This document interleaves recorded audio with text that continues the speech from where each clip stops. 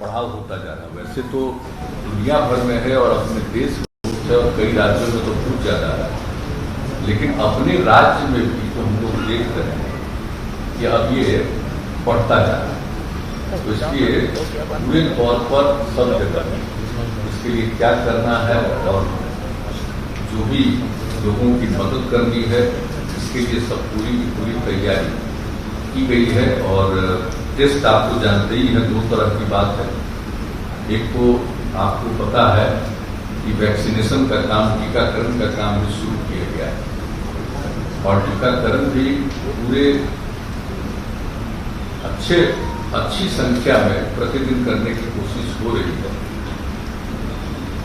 और उसके बाद आप जानते हैं कि बीच में स्थिति बहुत बेहतर हो गई थी, तो इसलिए इसका टेस्ट कम हो रहा है कोरोना का। लेकिन जब हम लोगों को लगा कि नहीं इसको टेस्ट बढ़ाना चाहिए, तो धीरे धीरे वो बढ़ाया गया। और अभी जो पिछली मीटिंग जिलों के साथ हम लोगों ने की थी, तो उसी में ये तय कर दिया था कि भाई हम लोगों को प्रतिदिन बहुत जल्दी 1 लाख जांच पर प्रतिदिन ले जाना चाहिए। और लगभग अब उस स्थिति में हम लोग पहुंच रहे हैं और भी अगर जरूरत होगा तो और ज़्यादा भी जांच करेंगे। तो ये दोनों काम चल रहा है।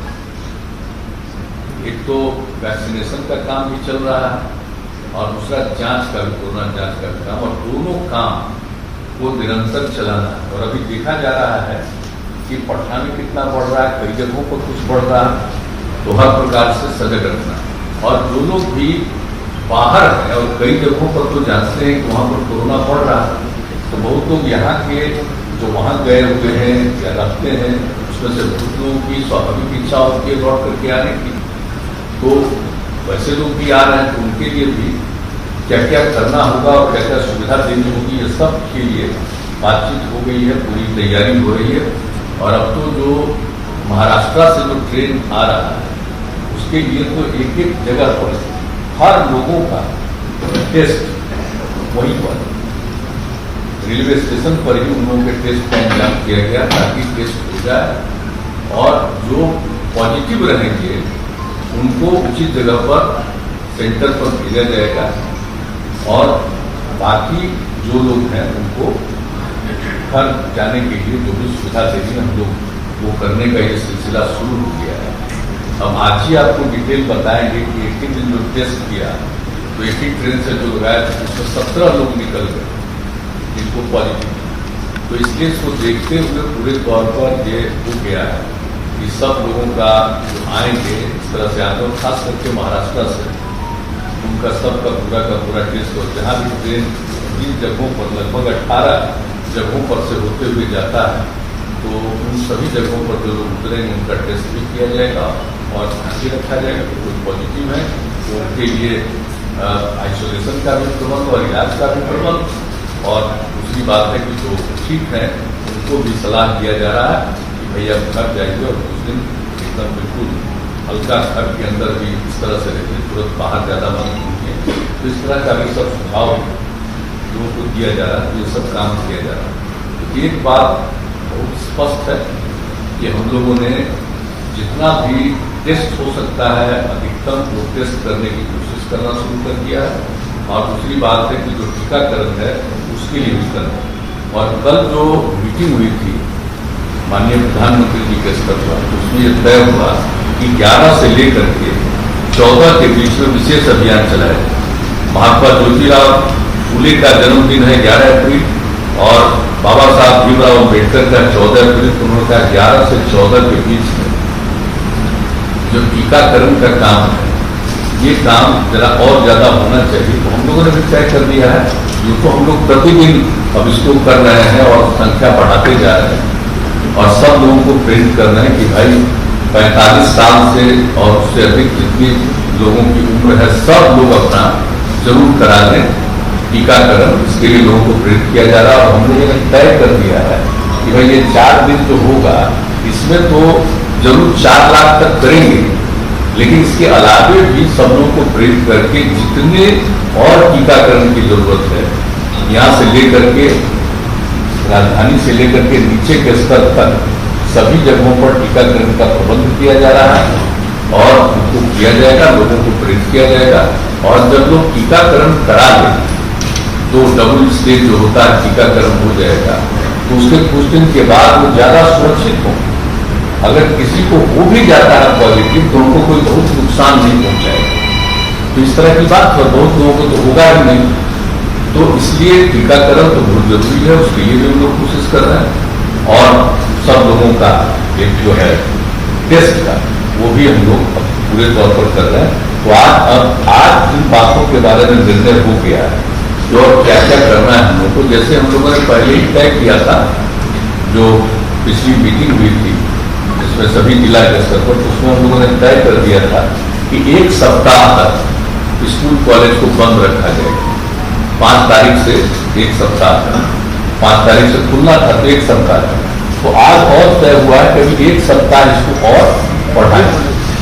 तो इसी तरह से कई चीजों के बारे में और तय हुआ है। हम पहले चाहेंगे कि इसके बारे में हमारे जो प्रत्यय अमृत जी हैं वो आप लोगों को पूरी जानकारी दे देंगे। इसके बाद आपके मन में जो प्रश्न था उसके बारे में पूरा डिटेल देंगे, वो जरा बता दें। धन्यवाद सर। आज आपदा प्रबंधन समूह की जो बैठक आयोजित की गई, एक चीज और एक बता दूं आपको।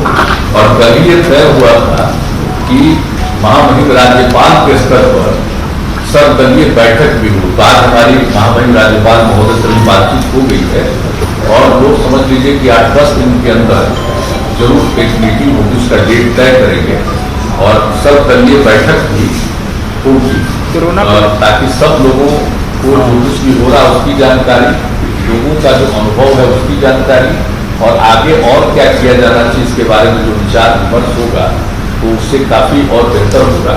इसलिए कभी माननीय प्रधानमंत्री जी ने इस बात की चर्चा की है कि ये गवर्नर साहब के लेवल पर ये होना चाहिए। तो आज ही हम लोगों ने गवर्नर साहब से बातचीत कर दिया और तो बिल्कुल तैयार है। 8-10 दिन के अंदर बहुत जल्दी है, उसके बारे में भी तारीख वगैरह भी तय हुई है, उसको बताना सकते हैं बताएं और बाकी आप बताइए। धन्यवाद सर।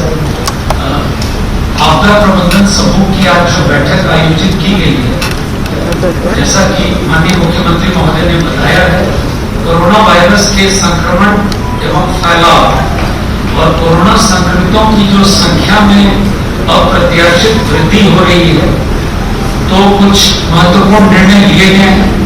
पहला निर्णय माननीय मुख्यमंत्री जी ने बताया है आप लोगों को, सभी स्कूल, कॉलेज और कोचिंग संस्थान 18 अप्रैल 2021 तक बंद रहेंगे। पूर्व निर्धारित परीक्षाएं घोषित कार्यक्रम के अनुसार कोविड प्रोटोकॉल का पालन करते हुए आयोजित की जाएंगी। इसके अलावे कुछ निर्णय लिए गए हैं जो 30 अप्रैल तक लागू होंगे। ये जो स्कूल, कॉलेज और कोचिंग का निर्णय 18 अप्रैल तक के लिए है और अब जो मैं कुछ निर्णय बता रहा हूं यह 30 अप्रैल तक लागू है। सभी दुकान और प्रतिष्ठान संध्या 7 बजे तक ही खुलेंगे। यह रोक भोजनालय, ढाबा, रेस्टोरेंट, होटल पर लागू नहीं है और जो दुकान और प्रतिष्ठान का जो संचालन होगा वो निम्नलिखित शर्तों के साथ होगा। सभी दुकानों प्रतिष्ठानों में मास्क का पहनना अनिवार्य है सभी लोगों के लिए। दुकानों और प्रतिष्ठानों के काउंटर पर दुकानदार कर्मियों एवं आगंतुकों के उपयोग हेतु सैनिटाइजर की व्यवस्था अनिवार्य रूप से की जाएगी। दुकान एवं प्रतिष्ठान परिसर में सोशल डिस्टेंसिंग मानकों 2 गज दूरी का अनुपालन किया जाएगा। नेक्स्ट इंपॉर्टेंट है, रेस्टोरेंट, ढाबा, भोजनालय निर्धारित बैठने की क्षमता के 25% का उपयोग करें। होम डिलीवरी और टेक अवे सर्विस का संचालन अनिवार्य होगा। सभी सिनेमा हॉल बैठने की निर्धारित क्षमता के 50% का उपयोग करेंगे। सभी पार्कों एवं उद्यानों में मास्क का उपयोग तथा कोविड बचाव के अनुकूल व्यवहार करना, कोविड एप्रोप्रिएट बिहेवियर, अनुकूल व्यवहार करना अनिवार्य होगा। सभी धार्मिक स्थल आम जनों के लिए बंद रहेंगे। सरकारी कार्यालयों में उप सचिव या समकक्ष तथा उनसे वरीय अधिकारी 100% एवं उनसे अधीनस्थ अधिकारी कर्मचारी प्रतिदिन बारी बारी से 35% उपस्थित रहेंगे। जो आवश्यक सेवाएं हैं यथा पुलिस, फायर ब्रिगेड, स्वास्थ्य, आपदा प्रबंधन, दूरसंचार, डाक, बैंक इत्यादि से जो विभागें हैं संबंधित, ये उन पर लागू नहीं होगी। प्राइवेट कार्यालय एवं संस्थाओं के व्यावसायिक और गैर व्यावसायिक कार्यालय में 33% कर्मियों के साथ खोलने की अनुमति होगी, किंतु यह औद्योगिक प्रतिष्ठानों पर यह बंदेज लागू नहीं होगा। वो यथावत पूर्व की भांति काम करेंगे। सार्वजनिक स्थलों पर किसी भी प्रकार के आयोजन, सरकारी एवं निजी, पर रोक रहेगी। अंतिम संस्कार के लिए 50 तथा श्राद्ध एवं विवाह के लिए 200 व्यक्तियों की अधिसीमा रहेगी और पब्लिक ट्रांसपोर्ट में निर्धारित बैठने की क्षमता के 50% के उपयोग की अनुमति रहेगी। आज ये कुछ महत्वपूर्ण निर्णय हुए हैं जिसकी जानकारी आपको दी गई। धन्यवाद। There is one question. Reports are coming from some places that there was or vaccines.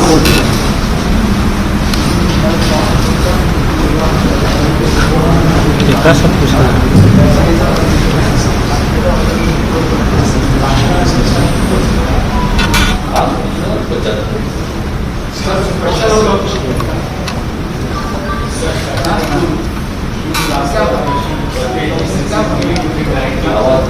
Reports coming from some places that the vaccine is lacking there. लोग कंप्लेन करते हैं वैक्सीनेशन की कमी किस जगह पर I would like to reply to this question. आज हम लोगों को 9 लाख डोज 1:30 बजे फ्लाइट से प्राप्त हुआ है और जैसा कि माननीय मुख्यमंत्री जी ने कहा है 11 से 14 जो विशेष रूप से कार्यक्रम आयोजित किया जा रहा है टीकाकरण का, और जो लक्ष्य हम लोगों के सामने है, हम लोग की यह कोशिश रहेगी कि प्रत्येक दिन हम लोग 4 लाख से ज्यादा लोगों को टीका दें और therefore as on date we have no shortage of vaccine. Sir जो वैक्सीनेशन हो रहा है उसमें सिर्फ उन्हीं को दिया जा रहा है जिन्हें पहला डोज मिल गया है। कल एजेंसी जहां मैं गया था वहाँ नए लोग जो जा रहे हैं उन्हें नहीं दिया गया, ये कहते हुए कि वैक्सीनेशन की कहीं ना कहीं शॉर्टेज है। तो क्या उसको पूरा कर दिया जाएगा, क्योंकि बहुत स्टेट से ये खबर आ रही है कि वैक्सीनेशन की शॉर्टेज है। दिस इज प्रिसाइसली यही चीज मैंने अभी कहा, 1:30 बजे की फ्लाइट से 9 लाख डोज आज हमें प्राप्त हो चुका है और हम लोग आज शाम लेट रात तक सभी जिलों में वैक्सीन पहुंच जाएगा। एज ऑन डेट बिहार में कहीं भी वैक्सीन का कोई शॉर्टेज नहीं। सर क्या अस्पताल में आज क्यों वैक्सीनेशन नहीं हुआ? वहां से वापस लौट गए। क्या ये आंशिक लॉकडाउन होगा, वैक्सीन या नाइट कर्फ्यू होगा, क्योंकि जब सीजन हो रहा है ये तो शाम के 7 बजे के बाद नहीं खुलेंगे, तो इसे किस रूप में देखा जाए? ये आंशिक लॉकडाउन कहा जाएगा फिर क्या नाइट कर्फ्यू?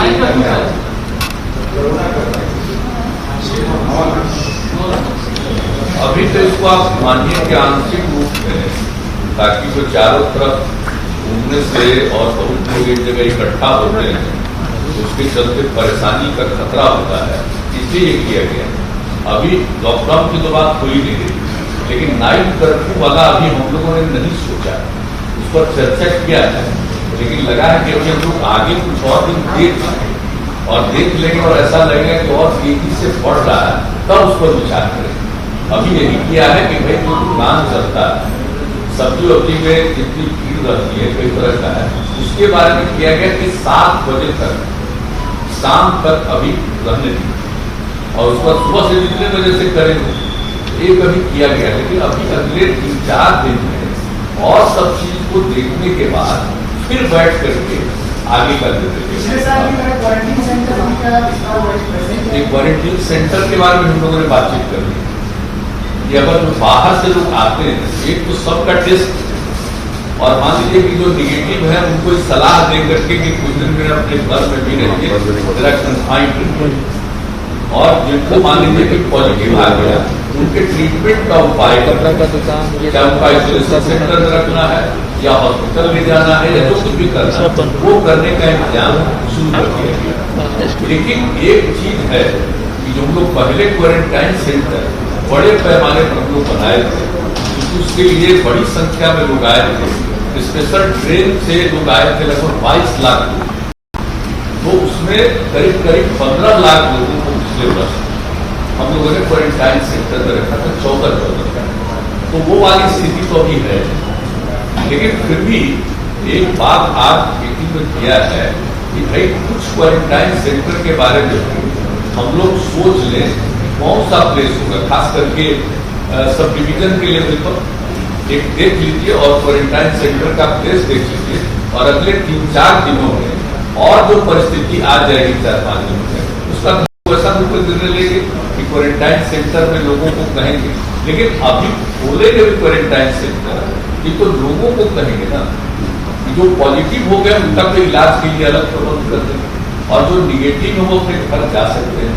लेकिन अगर उनको लगे कि कुछ दिन के लिए रहेंगे, जैसे क्वारंटाइन सेंटर के बारे में भी हम लोगों ने किया है, उसको कम से कम अनुमंडल के स्तर पर अभी देख लीजिए, उसके लिए सही जगह तलाश करके उसके लिए सोच लेना चाहिए। तो ये सब निर्णय इसके बारे में जो भी होगा 4-5 दिनों में भी और स्थिति प्रकट हो जाएगी। सर एक सवाल में जो पार्शियल लॉकडाउन भी हो रहा है उसके कारण जो लोग अफेक्टेड हो रहे हैं, जैसे आपने कहा कोचिंग इंडस्ट्री बंद रहेगा, तो उसमें जो टीचर्स हैं या जो स्टूडेंट्स हैं वो उनका एक कंप्लेन होता है कि डबल स्टैंडर्ड क्यों है। जैसे आप देखेंगे कि आपने पिछले 7 दिनों में आपने बंद किया, लेकिन उसी दौरान पॉलिटिकल एक्टिविटीज पे कहीं कोई इम्पैक्ट नहीं था, कोई उसको इन्फोर्स नहीं करा। तो अब एक लोगों में जनरल ये रिएक्शन ये आता है कि कोई भी रूल्स हम ही को इन्फोर्स किया जाता है, और जो भी आप जिसपे भी इन्फोर्स कराने जाते हैं उनका कहना है कि अब जो इकोनॉमिक इम्पैक्ट है हम उसको अब नहीं कर सकते हैं, क्योंकि हमारा भी लोन है, इंटरेस्ट है, तो उसके लिए सरकार क्या करेगी। क्योंकि ये बार-बार एक कॉन्ट्रडिक्शन है कि आप सब कुछ बंद करा रहे हैं, ठीक है, लेकिन पॉलिटिकल एक्टिविटी साथ ही साथ जो है वो देखता है कि वो नॉर्मल तरीके से चल रहा है। दूसरी बात है कि आखिर कोई भी जो भी इंडस्ट्री है, वो कोचिंग इंडस्ट्री हो, रेस्टोरेंट, होटल, हॉस्पिटैलिटी इंडस्ट्री हो, वो आखिर कितने दिन तक बंद रहेगा, क्योंकि अब वो बंदी के कगार पर है, लोगों को रिस्ट्रिक्ट करना पड़ रहा है। एक बात आप छोड़कर बात है, इसी पर गौर किया जाना है। अभी तो बहुत दिन के लिए हम लोग नहीं किए, पहले 7 दिन के लिए किया, और अभी फिर जो लोग आ रहे हैं और उसमें कुल मिलाकर के जो बहुत पॉजिटिव निकल रहा है, हालांकि बिहार में तो अन्य कई राज्यों की तुलना में कम है, लेकिन फिर भी जब बाहर से आएंगे और काफी पॉजिटिव हो जाएगा तो एक स्थिति होगी। इसलिए अभी फिलहाल बच्चों की रक्षा के लिए 7 दिन का और रखा गया, और अगले 4-5 दिनों में तो बहुत स्थिति और क्लियर होगी, उसी हिसाब से आगे और क्या क्या करना है करना है। तो कुछ चीजों के लिए कि भाई भीड़ मत करिए। अभी सबसे बड़ी चीज है कि एक जगह बेटा किसी को पता नहीं रहता है, अगर मान लो उसको फीलिंग भी नहीं होती है कि उसको हो गया है ये, तो उसको आप जानते हैं कि जिसको हो भी जाता है वैक्सीनेशन, उसमें भी किसी को हो जाता है, उसको पता नहीं चलता, लेकिन दूसरे को तो हो जाएगा असर। तो इसलिए ये कहा जा रहा है कि भाई ज्यादा सार्वजनिक रूप से मत करिए। जो आपने कहा पॉलिटिकल, उनके लिए भी यही सलाह है, और एक मीटिंग भी जो कर है कि अगले कुछ दिनों के अंदर गवर्नर साहब से बात हो गई है, बहुत होगा तो मतलब समझ लीजिए कि नजदीक से नजदीक ही होगा, बहुत होगा तो 8-10 दिन के अंदर, क्योंकि लोगों को सूचना तो देनी पड़ेगी ना, और सूचना देनी पड़ेगी तो एक समय तो थोड़ा दिया जाता है, इससे ज्यादा नहीं 8-10 दिन के अंदर होगा, तो वहां भी बातचीत किया जाएगी। लेकिन जो सबसे बड़ी बात है, जो सार्वजनिक स्थल पर कार्यक्रमों का आयोजन वो परहेज किया जाए, ये एक बात, तो इसी के लिए अब उनके साथ भी बैठक करना जरूरी है। तो आज भी जो बातचीत हम लोग कर रहे हैं तो उसमें ये बात आई कि बहुत कुछ सार्वजनिक स्थल पर करना उचित नहीं होगा, उससे खतरा है लोगों को बढ़ने का, इसलिए हम लोगों ने कर दिया कि जल्दी से जल्दी और पार्टी में मीटिंग करें, विदाई हो जाए, जो कुछ भी हो जाए। लेकिन अभी जो रोज बढ़ रहा है उसी को ध्यान में रखते हुए अभी कुछ किया गया हिसाब से ऐसा अब, लेकिन आप समझ लीजिए कि 4-5 दिन और करने के बाद फिर सारे जिलों के साथ, ये तो निरंतर वो कर रहे हैं, प्रतिदिन कर रहे हैं, लेकिन 4-5 दिन के बाद अभी 11 से 14 तक जो आपको मालूम ही है कि पूरे तौर पर हम लोग वैक्सीनेशन का काम करवाएंगे और उसके बाद एक मीटिंग करके और फिर आगे जो कुछ भी करना है उसके बारे में निर्णय लिया जाएगा, और जल्दी से जल्दी हम लोग चाहेंगे कि और पार्टी रिपोर्ट आई है, ये जो देश आपकी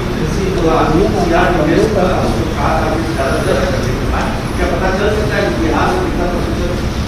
नहीं, आपको ये बता देंगे, हम लोग तो तय कि वो RT-PCR टेस्ट हम लोग अधिकांश करेंगे, लेकिन जो लोग बाहर से आते हैं, जैसे मान लीजिए कि ट्रेन से आए या प्लेन से आए, तो उन लोगों को आप समझ रहे हैं कि RT-PCR होगा तो 6-7 घंटा, तो इसीलिए उसी समय एंटीजन टेस्ट जो है करा दिया जाता है, ताकि एक हद तक तो पता चल जाता है, वो सब किया जाएगा, लेकिन अल्टीमेटली तो करना है लोगों का RT-PCR, तो हम लोग भी तो कर चुके हैं। अब कितना प्रतिशत हो गया हमने, आप बता दीजिए कि हम कितना प्रतिशत कर रहे हैं RT-PCR, तो बता दीजिए, क्या हम लोगों ने कह दिया कि 70% तक तो हम लोग पहुंचाएंगे।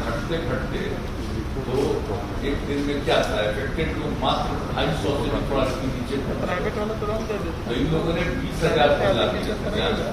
तो बाद में तो उसी समय हमने फिर कहा कि जांच पैसा लगेगा, तो जांच बढ़ने लगा, और अभी आप जो 4 दिन पहले मीटिंग की उसमें जो सब बात हुई उसमें तय हो गया कि भाई हम लोग 1 लाख तक पहुंचाए, तो अब 1 लाख तक पहुंचाए जाए, और RT-PCR करते से ज्यादा जो भी आपको बता दिया गया, और जरूरत पड़ेगा तो इसके आगे भी हम लोग जाए।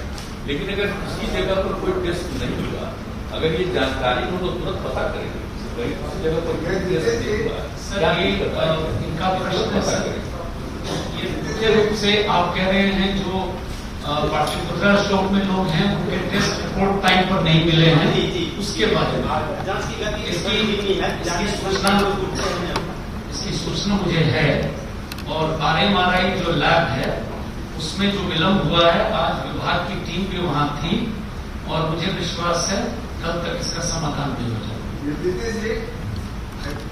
एक ऐसा पूरे देश भर में चल रहा है ये बात है कि 45 साल से नीचे के लोगों को भी वैक्सीन दिया जाए, और वैक्सीन का निर्यात जो है उसको तत्काल किया जाए, और अपने देश के जो है जो युवा भी है 45 से कम उनको भी मिले, इसमें आपका क्या राय है? और दूसरा जैसे बिहार के कामगार जो बाहर है वो फिर आने लगे वापस, उनके काम के लिए जैसे पहले मनरेगा का और भी बहुत सारे तरह का काम किए गए थे, तो अब जो फिर वापस आ रहे हैं उसके लिए क्या किया जाए?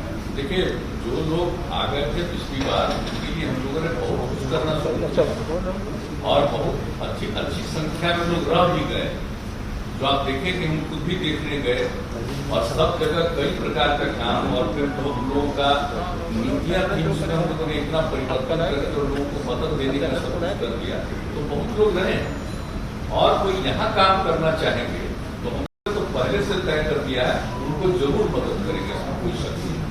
लेकिन आप तो जानते हैं आदमी का तो स्वभाव होता है, उसको लगता है कि हम बाहर जाएंगे मेरे लिए ज्यादा अच्छा है, लेकिन किसी को भी देश के अंदर कहीं जाने में कोई रुकावट तो नहीं हो सकती है, आदमी की इच्छा है। यहाँ पर भी काम है, लेकिन बहुत तो बाहर ही जाके काम करना चाहते हैं, और यही के लोग बाहर नहीं जाते हैं, यहाँ भी बाहर से लोग आते हैं, आप तो जानते ही हैं, तो इसलिए वो एक अलग विषय है। तो उसके लिए तो हम लोग अपनी तरफ से इसलिए बाहर से ही जो सहयोग करना शुरू किए हैं उसको तो हम लोग और आगे बढ़ा करके, और आप जानते ही जो हम लोग की नई नीतियां बन रही है, तो उसमें ये सब चीज हम लोगों ने शामिल कर दिया, इसलिए उसमें कोई दिक्कत नहीं। और जहां तक आपका एक प्रश्न जो पहला है 45 साल से नीचे का, तो ये कल भी चर्चा हो, बहुत जगह पर लोगों ने मांग किया है कि 45 के नीचे वाला भी करिए। तो ये तो केंद्र का जो गाइडलाइन है हम लोग अभी उसका पालन कर रहे हैं। और अब देखिए ना, बीच में क्या हुआ था, सबसे पहले बना था कि 50 साल से ऊपर वाले को करना है और 50 साल से कम उम्र वाले को जो बीमार है, जिनको गंभीर बीमारियां हैं, उनको कराया जाएगा, ये था। लेकिन बाद में फिर हुआ कि 60 साल से ऊपर वाले को किया जाएगा और 45 से 60 वाले अगर कोई बीमारी की स्थिति में हो तो किया जाएगा। और बाद में थर्ड फेज में हो गया कि 45 साल के ऊपर वाले तमाम लोगों को कराया जाएगा। तो जो भी वहां से गाइडलाइन चलेगा उसका पालन नहीं किया जाएगा। और ऐसे कोई भी आदमी की कोई जो अगर बता ही दिया आपको 2 स्थिति जो पहले थी उसमें तो कोई एज का फैक्टर ही नहीं था, तो 1 और 2 पे तो किया गया, हेल्थ केयर वर्कर का किया गया और फ्रंट लाइन वर्कर, इसका कोई एज का लिमिट नहीं था, वो तो किया गया। लेकिन हाँ, ये बात फिर चर्चा चल रही, अभी तो 45 से ऊपर वाला तय हो गया, हम लोग तो उसका करेंगे। उसके नीचे वाला अगर बात हो जाता है पूरे देश का देख कर जैसा निर्णय होगा उसी के हिसाब से चलिए।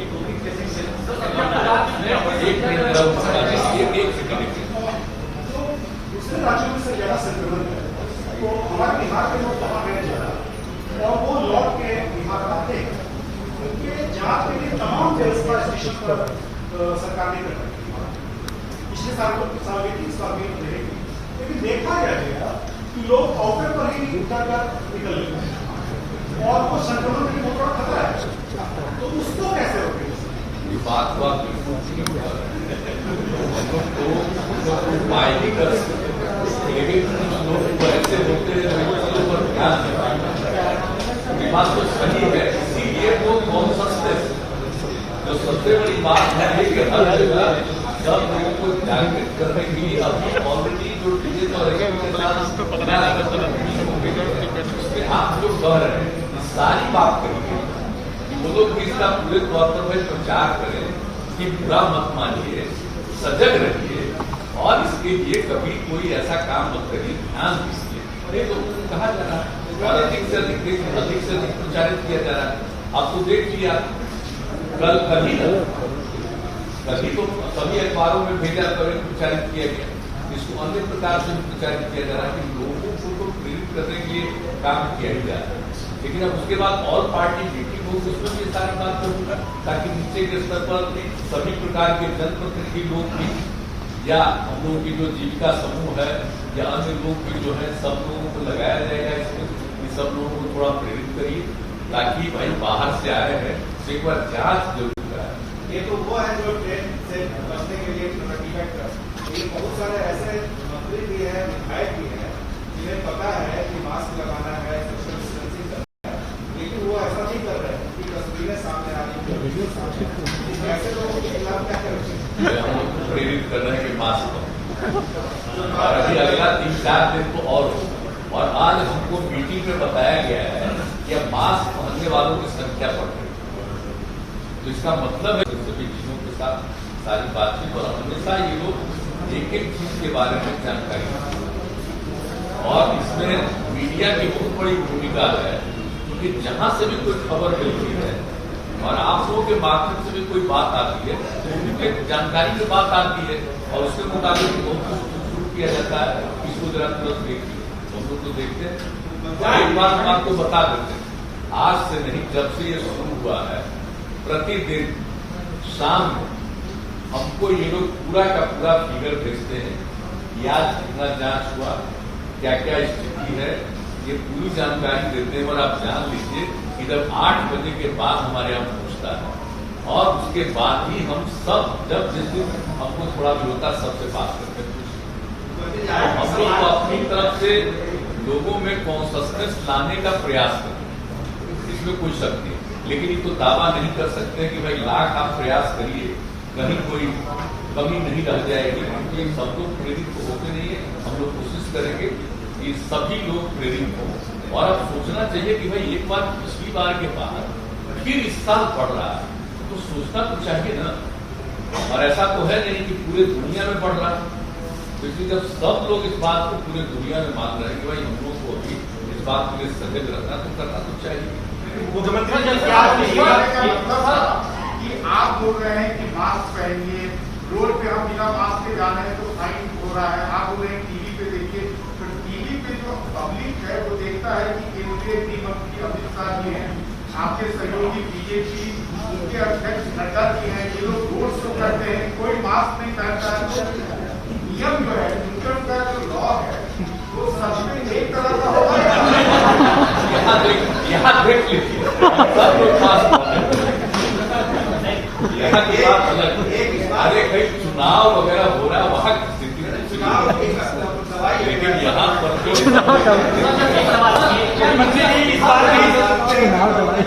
दवाई है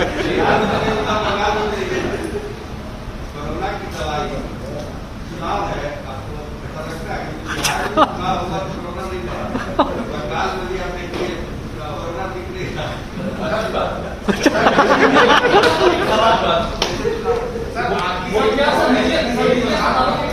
कोरोना नहीं पढ़े तो इससे खुशी की बात तो क्या हो, लेकिन मुख्यमंत्री जी क्या पिछली बार इस तरह जैसे प्रवासी आए तो 1000 रुपया उनके खाते में वेलकम किट दिया गया, क्या इस बार भी जो बाहर से लोग आ रहे हैं उनको? पिछली बार की बात दूसरी, पिछली बार जो लॉकडाउन हुआ वो लोग फंस गए थे, इसलिए उनका फोन है सबसे लोग 21 लाख के करीब लोगों को मदद कर, और फिर यहाँ जो लोग आए करीब 22 लाख, वो उसमें से 15 लाख लोगों को क्वारंटाइन सेंटर में रख कर एक पर कम से कम 5300 रुपया हम लोगों ने खर्च किया था 14 ये सब किया। जो भी जरूरत हो गई किसी को सहयोग करने की वो हम लोग जरूर आगे देखेंगे और करेंगे, लेकिन अभी तो चूंकि लॉकडाउन नहीं है तो अभी तो जिनकी इच्छा होगी आने की आएंगे, जैसा भी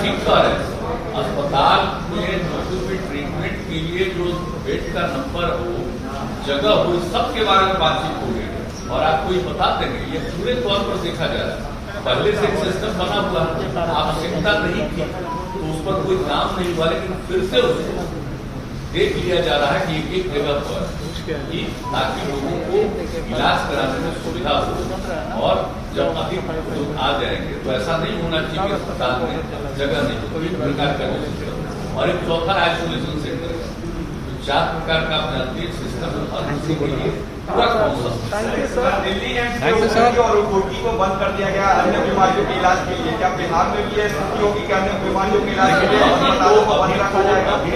ये अभी अंतिम निर्णय नहीं किया है, अभी अंतिम निर्णय नहीं हुआ है, लेकिन जो दिल्ली में निर्णय लिया गया है वो स्वाभाविक है कि बहुत कम लोगों का आने चाहिए, ये नहीं किसी का इलाज नहीं होगा, सीमित लोगों का इलाज होगा, ऐसा बात नहीं। अभी अपने यहाँ वैसी स्थिति नहीं है, लेकिन इस पर तो लगातार निरंतर वो देख रहे हैं और जरूरत पड़ेगा तो वैसे किसी अस्पताल को कर देंगे, जैसे पिछली बार किया गया था कि और वो दूसरा ट्रीटमेंट नहीं होगा, सिर्फ ये इसका होगा कोरोना का।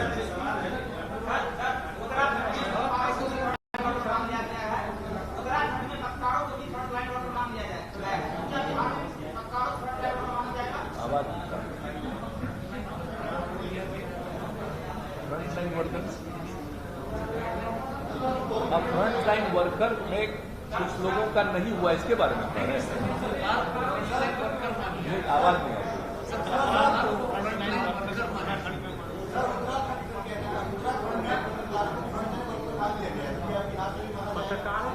अरे भाई हम तो पिछली बार ही कहे थे कि पत्रकार बंधु सब जगह घूमते हैं, इसलिए पत्रकार बंधुओं को सोचना चाहिए। हमारी राय तो है भाई, हमने इन लोगों को कहा है कि आप देख लीजिए, चूंकि पत्रकार लोग ऐसे हैं उनको स्वाभाविक तौर पर जाना पड़ता है कहीं और उसमें बहुत तरह का उनको देखना पड़ता है, तो वैसी स्थिति में उनका टीकाकरण तो होना चाहिए। हम तो पहले ही कहें, कहा नहीं, इसके लिए बात करिए भाई। नहीं, हम इसके पक्ष में है, हम इसके पक्ष में है। इसके लिए जो कुछ भी संभव है उसको फ्रंटलाइन वर्कर के रूप में करिए या अन्य प्रकार से भी करिए, लेकिन देखिए जरूर हमारी इच्छा तो यही है, और पहले भी आप जानते हैं हम इस बात को कह चुके हैं इन लोगों को, हेल्थ डिपार्टमेंट को इसके बारे में बोल चुके हैं। हम उसके पक्ष में हैं, इसलिए कि पत्रकार बंधुओं को की जो भूमिका है वो स्वाभाविक है ना भाई, कहीं उनको कहीं जाना पड़ता है, तो ऐसी स्थिति में तो देखना चाहिए, जरूर करना चाहिए, ताकि अगर उनका वैक्सीनेशन हो जाए तो अच्छी बात है।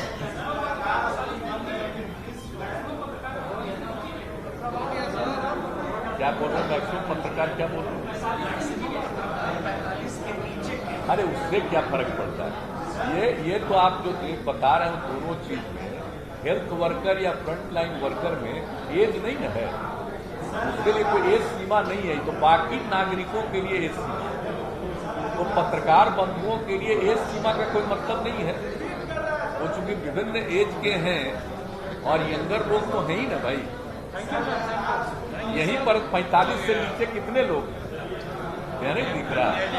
चलिए, तो बहुत बहुत धन्यवाद, और आप लोगों के साथ, आप लोगों के बीच में ये बात हो गई है निरंतर, प्रेस को वीडियो कॉन्फ्रेंसिंग के माध्यम से निरंतर 2 दिन 3 दिन पर, 1 दिन पर जब भी जरूरी होगा पूरी जानकारी यहाँ जो किया जा रहा है ये लोग देते रहेंगे।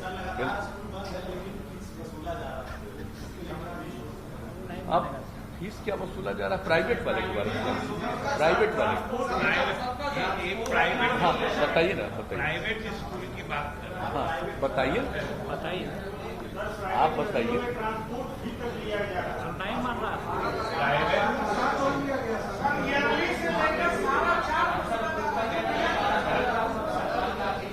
आज कुछ प्राइवेट लोग इनसे भी मिले हैं, इसलिए इनको कहा कि आप बताइए। जान करके आज इनको रखा ही गया कि स्कूल वाला डिसीजन हुआ है कि हम लोग स्कूल खोलना चाहते हैं। हमने कहा कि सरकार कब स्कूल बंद करना चाहती है? स्कूल बंद करना सरकार की पसंद या चॉइस थोड़े है, ये तो मजबूरी का फैसला होता है। जब कोरोना बढ़ रहा है तो बच्चों को पढ़ाई के नाम पर उनके स्वास्थ्य या कोरोना के खतरे में तो नहीं डाला जाएगा, इसलिए सरकार को भी पसंद नहीं, हम लोग भी खोलना चाहते हैं, अत्यंत मजबूरी में फैसला लेते हैं। और उनको भी हम लोगों ने कहा है कि सरकार जो दिशा निर्देश देती है, बच्चों की पढ़ाई हमेशा सरकार की प्राथमिकता है, लेकिन उनके जान के खतरे में डाल के तो नहीं हो सकता है। सरकार का जो दिशा निर्देश हो, कोरोना का जो प्रोटोकॉल है, उनको भी पालन करना चाहिए, ये सीधी बात है।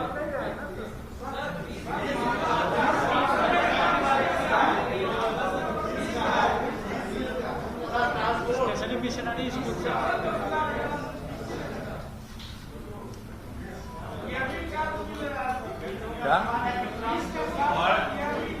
और मुख्यमंत्री महोदय ने तो कह ही दिया है कि आप लोगों के लिए भी प्राथमिकता के आधार पर स्वास्थ्य विभाग को कर दिए हैं जो वैक्सीनेशन।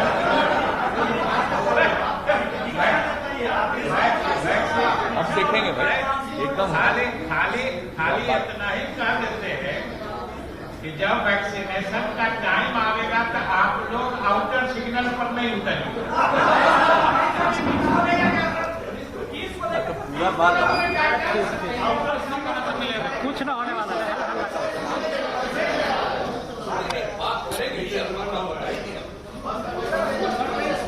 शिक्षा मंत्री आपको बता दिए, वो बात करने वाले हैं, आज भी बात की बात हुई है उनसे, हम लोग उनके प्रतिनिधि मंडल से हम लोगों ने कहा है कि आइए बात करके जो गार्जियन छात्रों के हित में होगा उसके बारे में भी हम लोग निर्णय करेंगे। ठीक है।